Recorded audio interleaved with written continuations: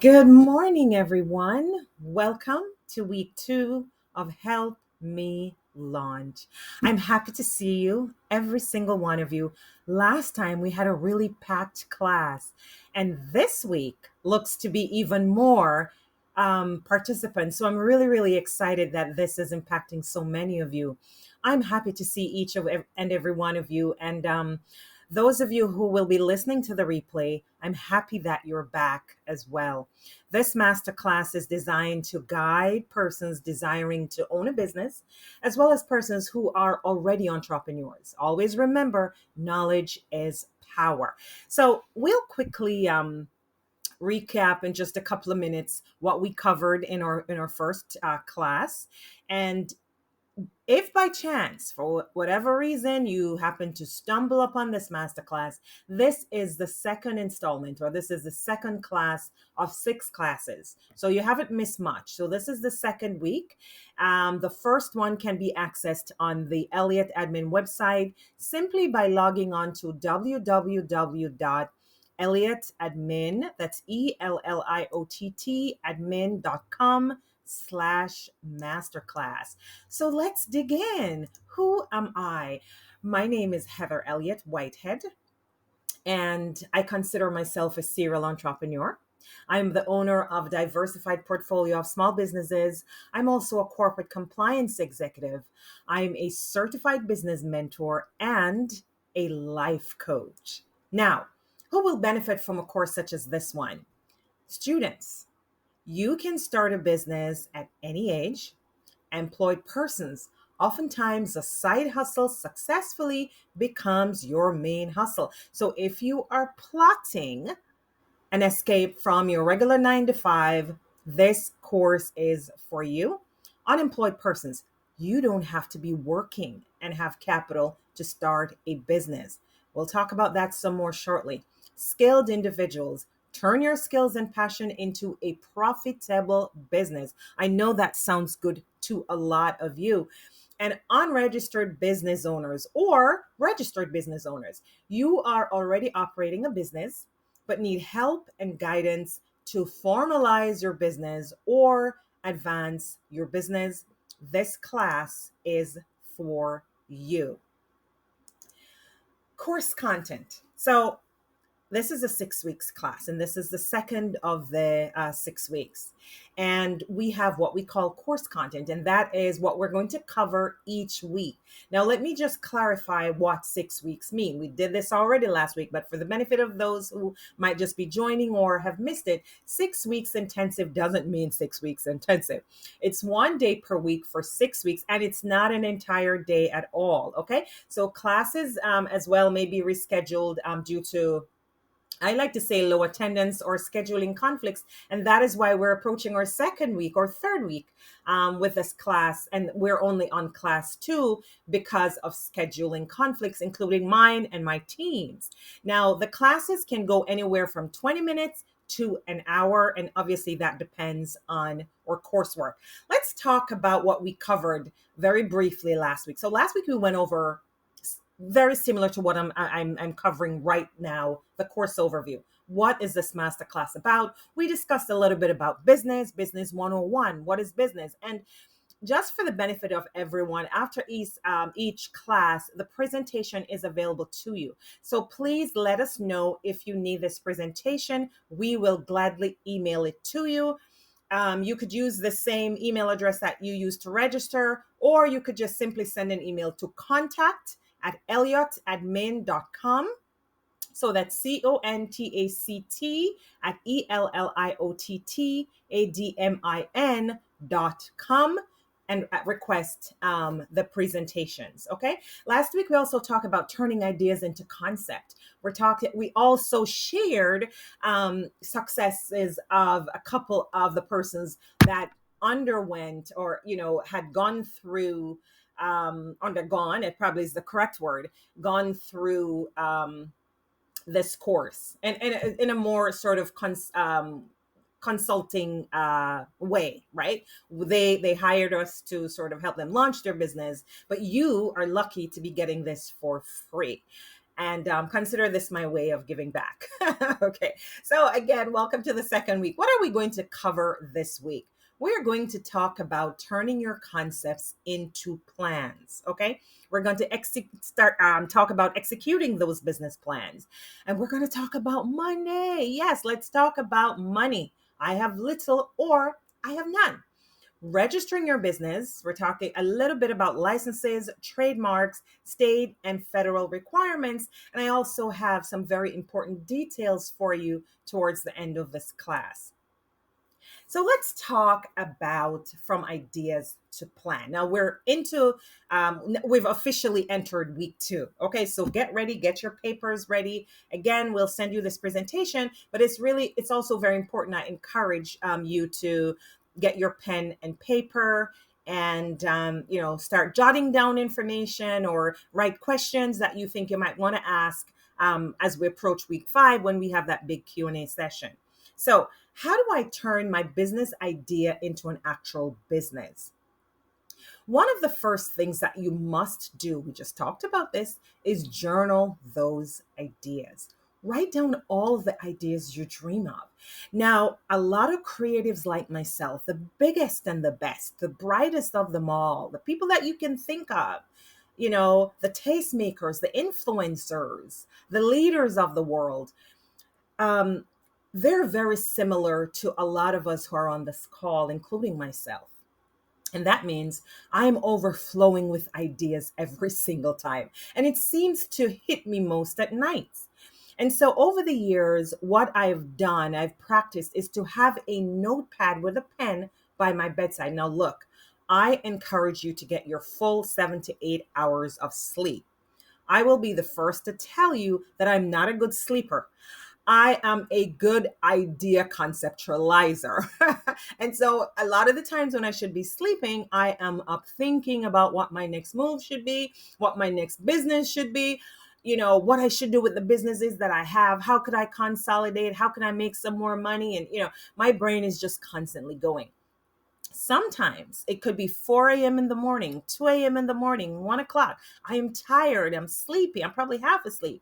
I think of something that I think would be a really good idea, almost like an aha moment. And I will get up, turn the lights on, grab my notepad and my pen, and start writing that idea down. Now, if you have that kind of time, if you have that kind of thought, if that's something that you think you can do or you want to do just to preserve your ideas, then go for it. Next thing to do is some research. You have the internet at your disposal. You have the mobiles, the smartphones at your disposal. You could do in-person research or paid research. You could hire a company like Elliott Admin. We do a lot of research for companies and small businesses to larger businesses. Research is important no matter how small the business. Last week I was talking about my soup business, Yummy Jamaican. And I had to do a lot of research to get to the point where we are at the moment. And that is, I didn't want to go into an overly saturated market and then be drowned out and lost and had no idea what we were doing. And if there was somebody else doing what I am doing now with our soup business, I probably would have waited a little bit or, do it a different way. And so the research showed us that we were the first of its kind in the market. Next thing to do is a business plan. So let's talk about a business plan, what it is and why you need it. Like, do you really need one? And, I know there's some really tiny businesses listen, every business is big to its owner. It's important because it's your idea, it's your execution, it's your passion. But you're thinking that your business is just not formal enough or not big enough to have a business idea, a business plan. You are very wrong. What is a business plan and why do you need it? A business plan is a written document that outlines your goals, your strategies, and financial projections of the business. It serves as a roadmap for the company, providing a comprehensive overview of the organization's purpose, its operations, and plans for the future. That part is really, really important because you're not going to go through all of this to have a business for one day or 1 week or 1 month. And your business plan will help you to solidify those ideas and those concepts, those plans, those processes for the future so that you have longevity, consistency in your business. A well crafted business plan is also essential for both a startup business and an established company, as it helps to guide decision making, attracts investors or lenders. And we're going to talk about that later on, because if in case you want to go the traditional route of, getting a bank loan and all that, you're going to need a business plan. And obviously, the most important thing is that it sets a clear direction for your business. So, how do I create a business plan? Again, we said that a well structured plan is crucial for the success of your startup business. Okay. It provides that roadmap that we just talked about. So, let's talk about the key elements that should be included in a good business plan for a company that's already established, or for a startup, or the company in your head. An executive summary. Okay, we're going to talk about company description, sales and marketing strategy, market analysis, organization and management. Even though it's just you and your dog, you're still an organization. Product or service line, funding requests, if applicable, financial projections, and appendix. So let's dissect this one by one. All right. The executive summary. This is a brief overview of your entire business plan. Okay. It should capture the essence of your startup, including its mission. What's your goal? Why are you in business? What do you want to achieve? What's that grandiose overview of your company? Its unique selling proposition. Why is your bake shop different from the one down the street? Why is your clothing store different? What does it offer the customer that the other person doesn't? Talks about your target market and key financial highlights, etc. Despite being at the beginning of the plan, it often sort of sets the tone for the plan, but it often's written it's written, the summary rather, sort of gives a synopsis of the entire document. Okay, so that's very, very important. Even though it's at the beginning, it's almost like a conclusion. It sort of sets a tone for the person who is reading it. Okay, let's talk about your company description. So I have my little thing here of the bakery. Provide a detailed description of your startup. Okay, and we say startup, it means your business, because if you haven't, if you're not generating revenue, you're a startup. If your business is just at the idea stage, it is a startup. Okay, so provide a detailed description of your startup, its history, if any.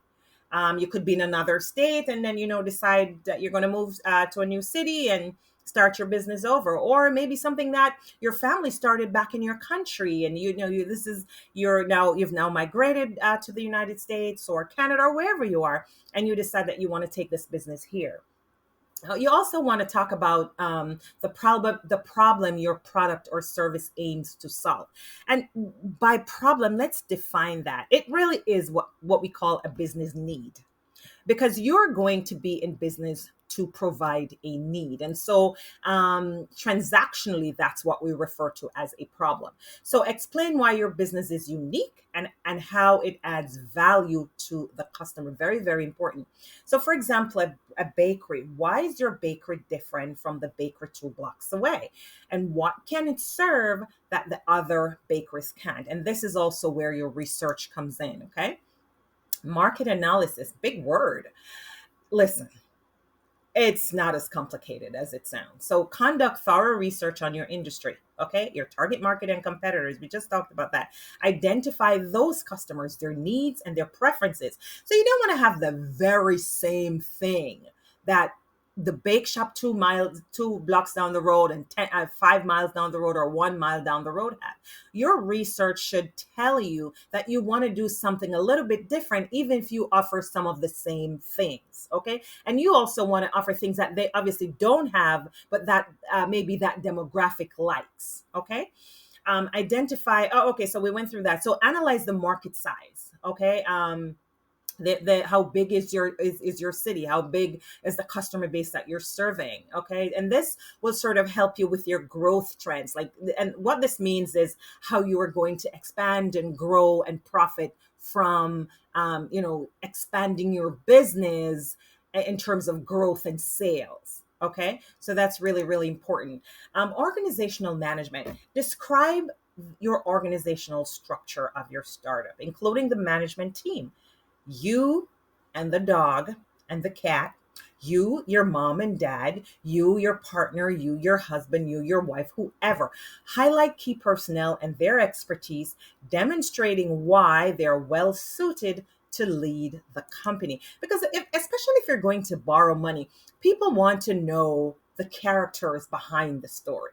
Okay, so that's really, really important. Product line or service. So this is the thing, why you're in business anyway. So detail the products or services your company offers.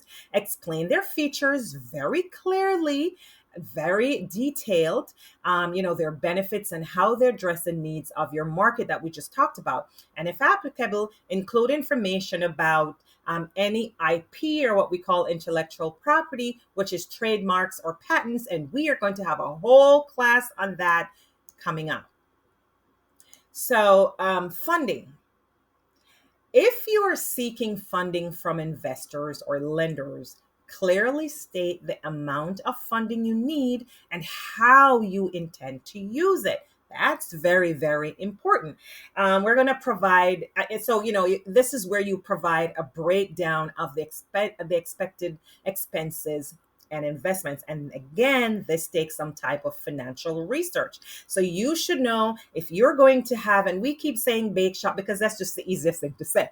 So if you're going to have a cupcake shop, you're going to know what it's going to cost to make your cupcakes. You're going to have to know what a year's rent is going to cost you. You're going to want to know what your licensing fees are, that you're required to operate. What about staffing, personnel, products, raw materials? All those things are very, very important. And I think I skipped something here when we talked about sales and marketing strategy. Outline your sales and marketing approach to reach and attract customers. Now, that's the fun part. And to me, that's, sort of like the easiest of all. Okay. But it's still something that you have to describe in your plan. So, they're talking about describe your distribution channels, which means how do you get your product from point A to B if you're selling online, or if you're distributing to wholesalers, or if you're just giving it to the customer across the counter. So, and here is where you talk about your pricing strategy as well. We'll talk about markups and MSP and cost price and all of that later on. And you're also going to share some of the ideas, what we call tactics, that you'll use to attract your customers. Okay. Let's talk about financial projections. Include, so, and similar to funding, you're going to include financial forecasts for the next 3 to 5 years. That's very, very important. Okay. The bank wants to know, and you want to know too. You want to know how much you have to save for, to so that your business will at least last a couple of years, correct?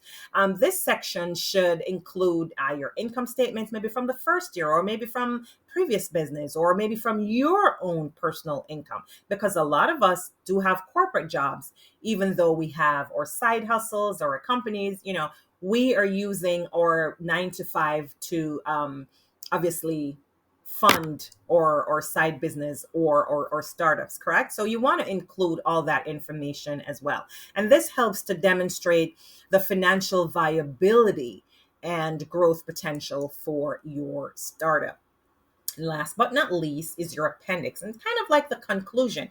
So here is where you're going to include any additional information that supports your business plan, such as market research data, product and service images. You want to make your plan look really nice and attractive, and not boring to look at, and certainly not boring to read. You could talk about customer testimonials and any legal documents or agreements. Okay, so that's really, really important. Let's move on to money. Let's talk money. How can I fund my startup? So now you have your business plan, you have your idea. Okay. You've taken that idea, you've put it into a business plan. Now you're wondering, how am I going to fund this business? There are many ways you can fund this business, but the three main ways to fund a small business or a startup is one, traditional loan. We talked about that earlier. Even more important, why the business plan is key. And this is a traditional loan, refers to obviously you going into your bank or your credit union or other financial institution where you receive a fixed amount of money up front and agrees to repay it over a specific period of time, usually with interest. And this is for persons with good credit, good relationships, or multiple assets. You're the ones who are easier to get a traditional loans. But I have some news for you. More than 70% of small businesses, particularly the ones that started over the last 3 years, do not have the luxury of getting traditional loans. And that may be because of their credit or lack of assets. Okay. Crowdfunding is another one. Now, I was a beneficiary of crowdfunding for my soup startup, and that was not the easiest thing to do. I managed to do it in a short amount of time, but it takes a lot of work and a lot of dedication.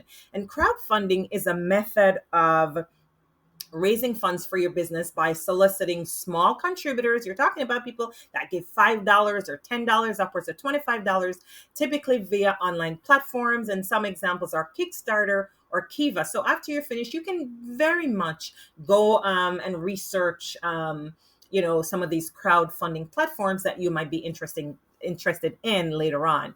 And the third, and to me, the most important, is bootstrapping. I'm sure you've heard the term before. Bootstrapping is a method of starting and growing a business using personal savings. I have done that multiple times. Okay, or you use the revenue from your sales. So you could have another small business or entity, and you're using that to fund this new business, or you're using the same money from this business you've started to sort of propel the business, as we say, right? So you're not making a profit or anything. You're not paying yourself. You're using that to continuously fund the business. And of course, this is um, most common because a lot of people, like I said, they can't get the traditional loans, or the crowdfunding is not so appealing. But the bottom line is that you do all of this without relying on external funding from investors or loans. And if your business kicks off, it's even more important. You feel really, really good because you do not have to repay a loan or get a call if you're delinquent or something like that. So, I mean, can you start your business without funds? Yes. Yes, you can. Starting a business without money requires resourcefulness, however, a lot of creativity and hard work. But with a determination and a solid plan, it's possible to turn your idea into a successful venture over time.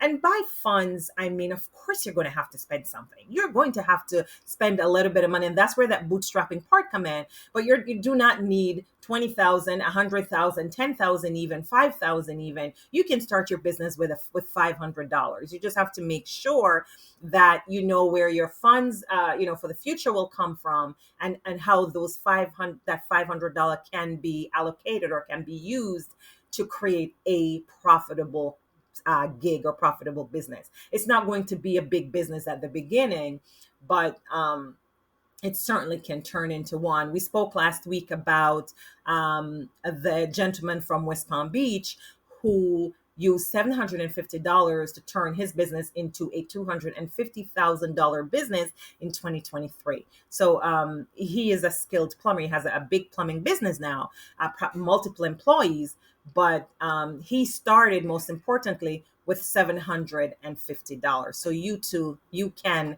as well. All right. So, what's in a name? Now, we have let's just recap a little bit. We have our idea. We've written down our idea. We've turned our idea into a business plan. And now we're talking about how we're going to fund that business. But one of the first things we have to think about is the name of our business. Even if you already have a name for the business, is that the right name? Is that the most suitable name? Does that name belong to someone else legally? Okay, so choosing the right name for your business is essential for several reasons, as it can significantly impact your brand's identity, your market positioning, and overall success. Here are some key reasons why selecting the right name is crucial for your business. First impression. Your business name is often the first thing customers and potential clients encounter. A well chosen name can create a positive first impression, sparking interest and curiosity about your brand. Brand identity. Very similar to the first impression. The name of your business plays a significant role in shaping your brand's identity, your company's identity, your company culture. It can communicate your company's values, its personality, and mission, helping to establish a strong and memorable brand in the mind of consumers. You can think of any number of businesses that you can think about because their names are so quick and easy, and it's been synonymous with good value and something that's really good and quick and affordable or tasty. Any number of companies that you can think of, your company could be among them if you have that kind of memorable name or identity to your business. And then the third and not least important is legal considerations. Choosing a name that doesn't infringe on existing trademarks or copyrights is crucial. Running into legal issues related to your business name can be costly and damaging to your brand reputation. We're going to discuss more on the legal side of this in the upcoming class, so I won't divulge too much. Registering your business. How and where do I start? When registering a new business, the first thing you should do is to decide on the legal structure of your business. The legal structure you choose will have significant implications on various aspects of your business.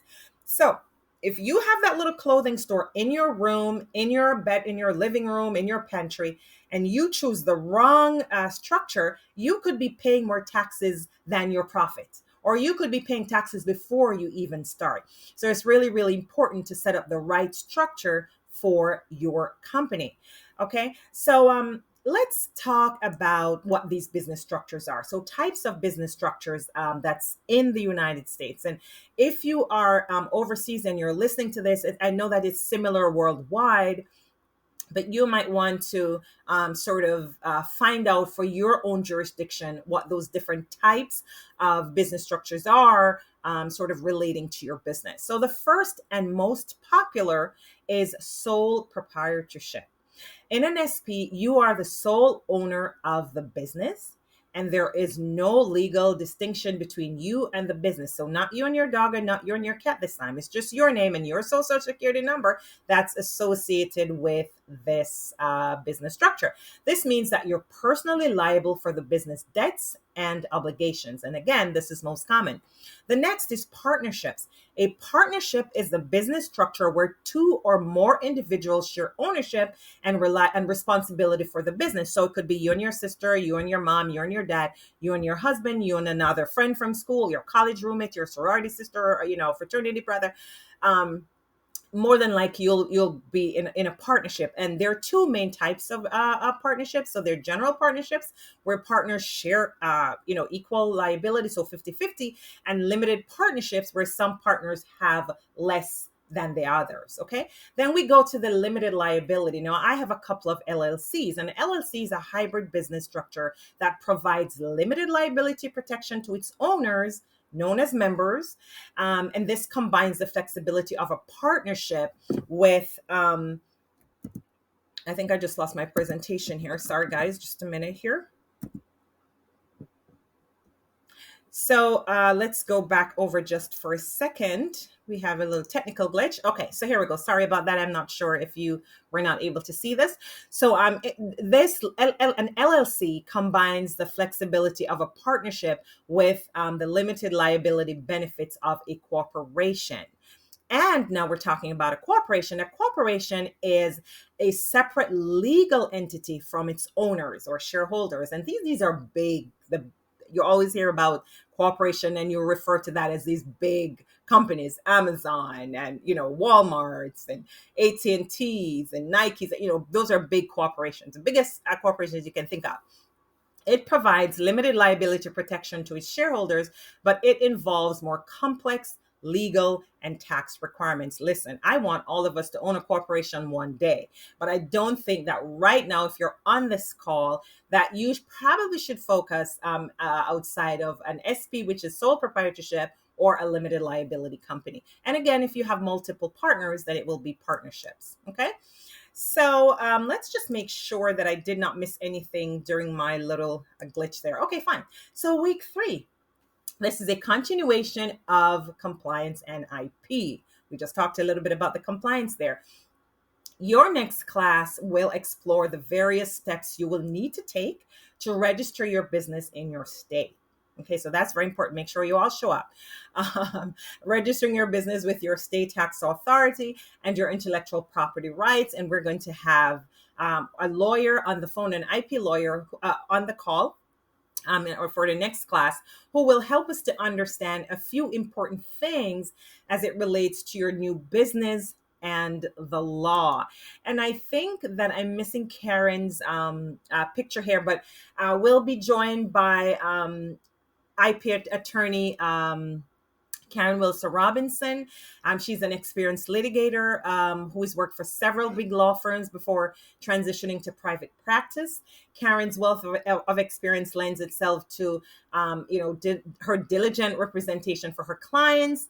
She received her JD degree from Pennsylvania State University, Dickinson School of Law, and is a registered state attorney licensed to practice before the United States Patent and Trademark Office, and you're going to learn more about her.